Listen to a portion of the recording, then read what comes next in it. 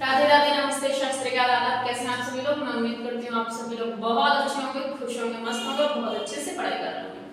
चलिए, आज जो चैप्टर पढ़ना है इंडियन पॉलिटी का, वो रिलेटेड है मनी, फाइनेंस, है ना, वित्त। तो हमें पढ़ना है वित्त आयोग, that is called finance commission. ठीक है, 45th chapter of Indian polity. ठीक है, फाइनेंस कमीशन और वित्त आयोग दोनों ही कहा जाता है इसको।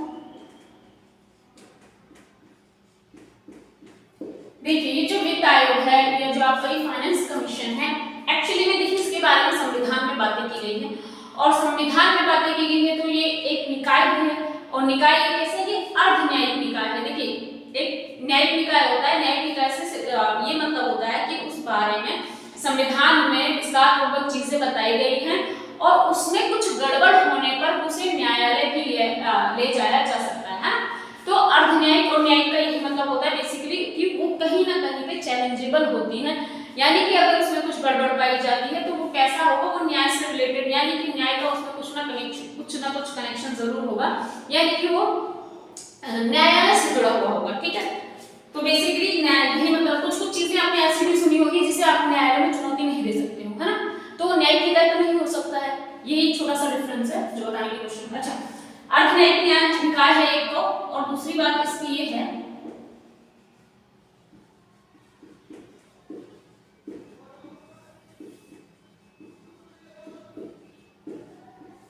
ठीक है,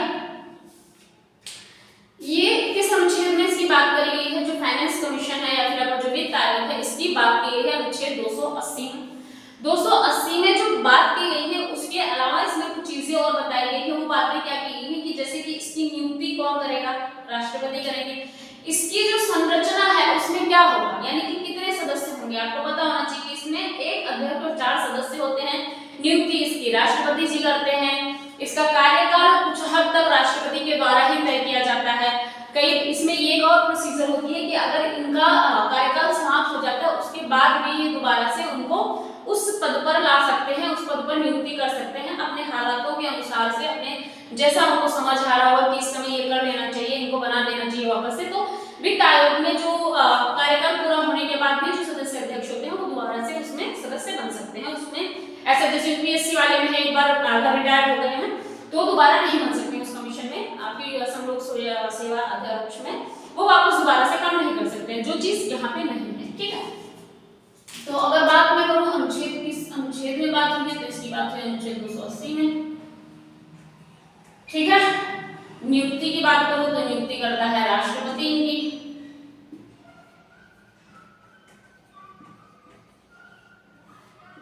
एक अध्यक्ष होता है, 4 सदस्य होंगे, है ना।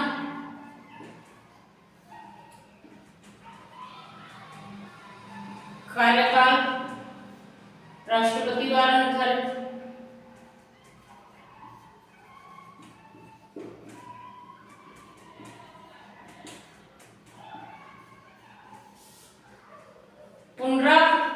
नियुक्ति हो सकती है इनका, इनकी दोबारा नियुक्त किए जा सकते हैं।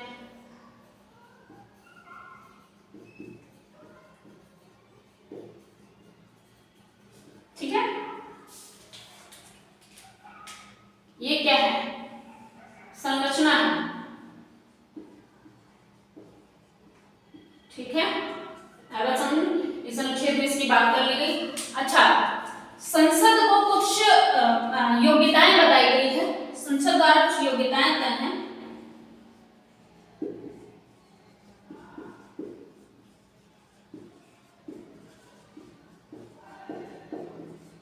है ना, किसके लिए, कि वो क्यों एलिजिबल है सदस्य बनने के लिए, है ना, कैसे कैसे हालात हैं या कौन कौन सी ऐसी चीजें हैं जिनकी वजह से वो एलिजिबल होता है। वित्त आयोग है तो जाहिर सी बात है, फाइनेंस की बात है तो उसे लेखा जोखा का एक अच्छा ज्ञान होना चाहिए, है ना, लेखा जोखा का ज्ञान होना चाहिए।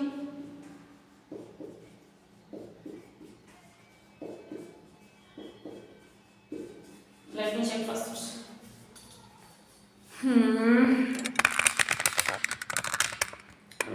थोड़ा सा लेखा जोखा का ज्ञान होना चाहिए। पहली बात ये वित्त से रिलेटेड है ना, सीधी सी बात है ना।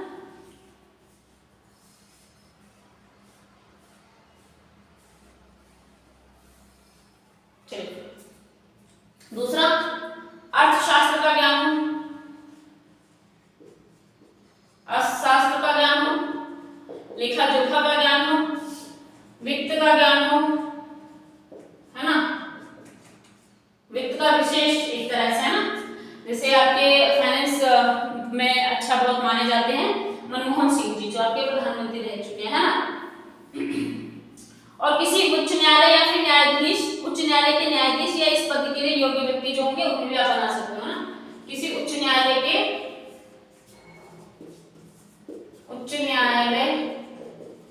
के न्यायाधीश के योग्य व्यक्ति, ठीक है, के योग्य, यानी जो एलिजिबिलिटीज तय की गई हैं कि आप उनके सदस्य, ये किसके लिए है, संसद है, ऑब्वियस संसद ने कर रखा है ना। संसद को ये अधिकार है कि उनकी कौन कौन सी आप गुण देखेंगे जिसकी तहत आप उनके अध्यक्ष को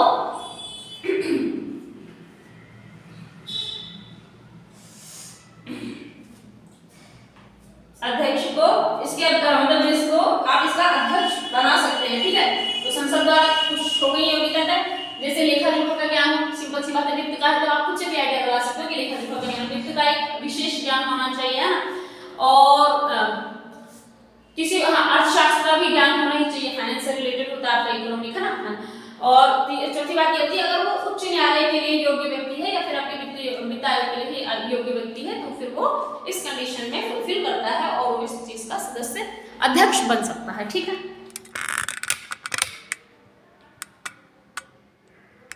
चलिए हम इनके कार्य लिखते हैं, कार्य की हेडिंग डालिए। वित्त आयोग पढ़ना तो जाहिर सी बात है हम वित्त आयोग के ही कार्य लिखेंगे, फालतू में दिमाग लगाने की जरूरत नहीं है किसके कार्य लिख रहे हैं, है ना। कार्य तो देखिए वित्त आयोग की बात हो रही है, वित्त आयोग में जो भी व्यक्ति कार्य करेगा तो कुछ न कुछ किससे रिलेटेड होगा, वित्त से रिलेटेड होगा, है ना। तो पहला काम इसका क्या होता है कि संघ और राज्य के बीच में, है ना, कुछ संघ क्षेत्र, संघीय क्षेत्र होते हैं और कुछ राज्य आपके पास पता है आपको, तो उनके बीच में कार्य का सामंजस्य बिठाए रखना या उनका ध्यान रखना, उनका लेखा जोखा रखना, ठीक है, ये काम किसका है, वित्त आयोग का है। संघ और राज्यों के बीच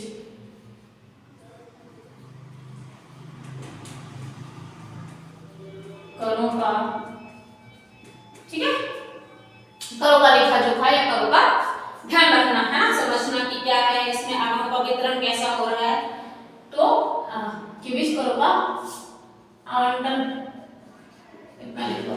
बाकी आप एक्सप्लेन कर लेना, इसको अच्छे से एलोबरेट करके लिखना अगर लिखना पड़ता है। एक्सप्लेन मतलब जैसे कि आपके ये चैप्टर में या जब वित्त आयोग से रिलेटेड लाइक आपके मेंस में क्वेश्चन आ जाता है तो आपको थोड़ा सा बड़ा करके लिखना पड़ेगा ना, तो लिख पाओगे आप। यहाँ पे जैसे मैंने हेडिंग डाला दी तो उसके अंदर आप उसको अच्छे से एलोबरेट करके लिख पाओ, ठीक, पहली बात।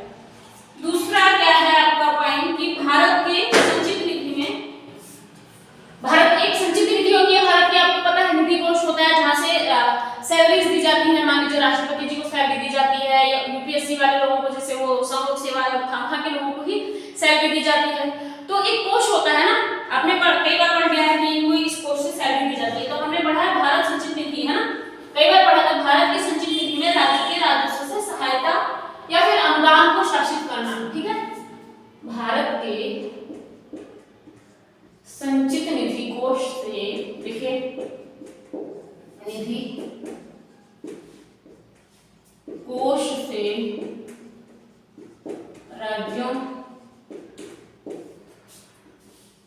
के अनुदान को शासित करना, यानी कि ध्यान रखना, है ना, शासित करना बेसिकली, ठीक है। ये पहला कार्य था, आप चाहो तो ऐसे करो। ये आपका दूसरा कार्य, राज्य संचित निधि कोष से राज्य के अनुदान को शासित करना, है।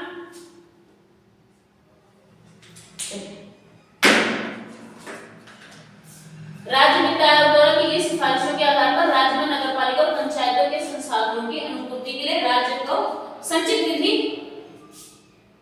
के संवर्धन के लिए अनावश्यक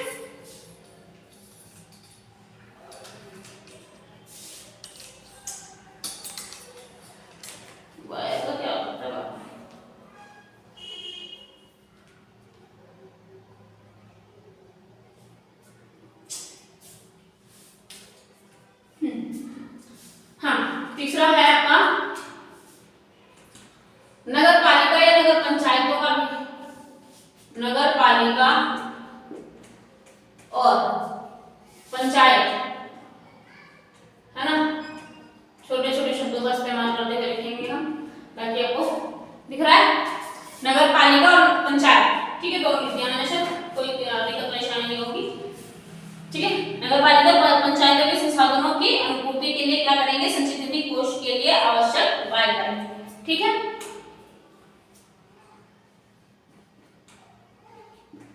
शॉर्ट में लिखेंगे हम, एक्सप्लेन कर सकते हो आप, आई ट्रस्ट यू, है। फोर्थ पॉइंट लिख सकते हो आप इसमें,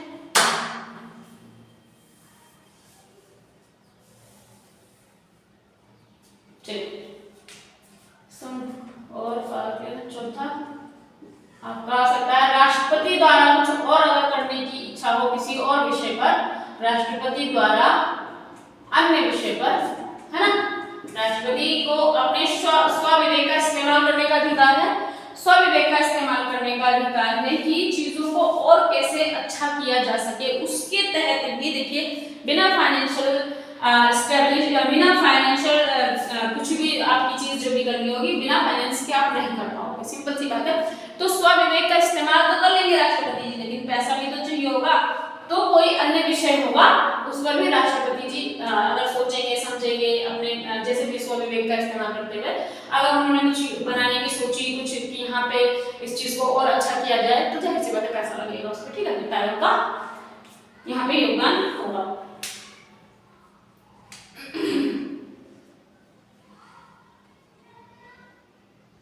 और क्या कर सकते हैं हम, ये सलाहकारी भूमिका है।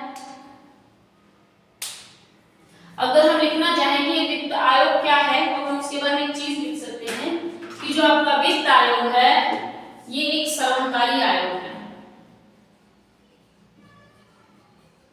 सलाहकारी आयोग, ठीक है। कौन, वित्त आयोग,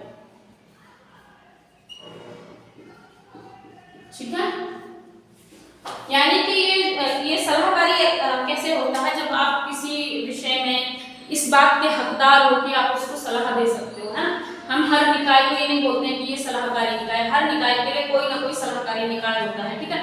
तो जैसे हमारे घर में हमारे माता पिता सलाहकारी निकाय होते हैं, हमारे भाई लोग जो हमसे बड़े होते हैं जनरली वो सलाहकारी निकाय होते हैं, केवल छोटे लोग भी सलाह दे सकते हैं, वो बन सकते हैं सलाहकारी निकाय। हमारे घर के ऐसा कुछ नहीं है कि बड़े लोग ही सलाह देंगे, तो इट डिपेंड्स, है ना।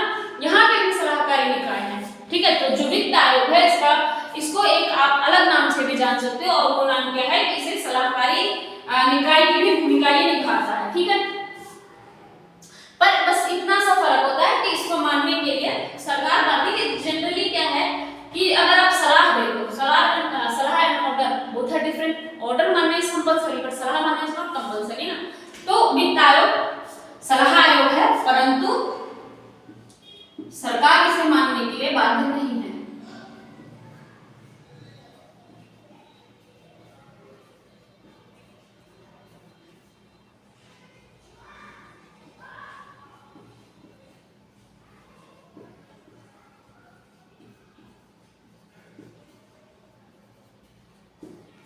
ठीक है, सलाहकारी निकाय तो है ये, पर वित्त आयोग जो है वो वित्त आयोग सलाहकारी निकाय तो है, पर जो सरकार है वो इसको मानने के लिए बाध्य नहीं है, राइट।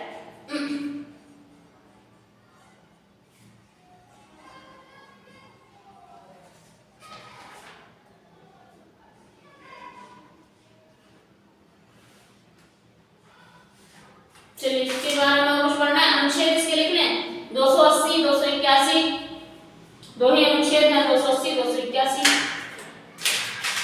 है ना।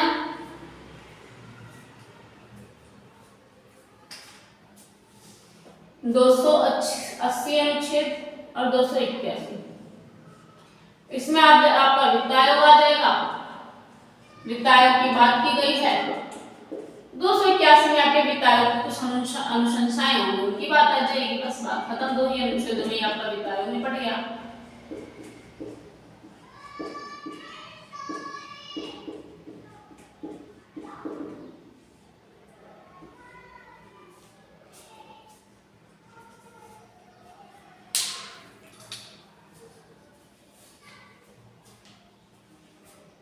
ठीक है, I think this chapter is completed.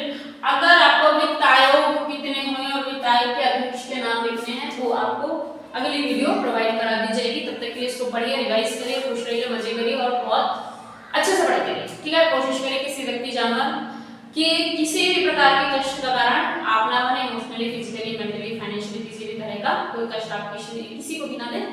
चलिए, तब तक के लिए थैंक यू।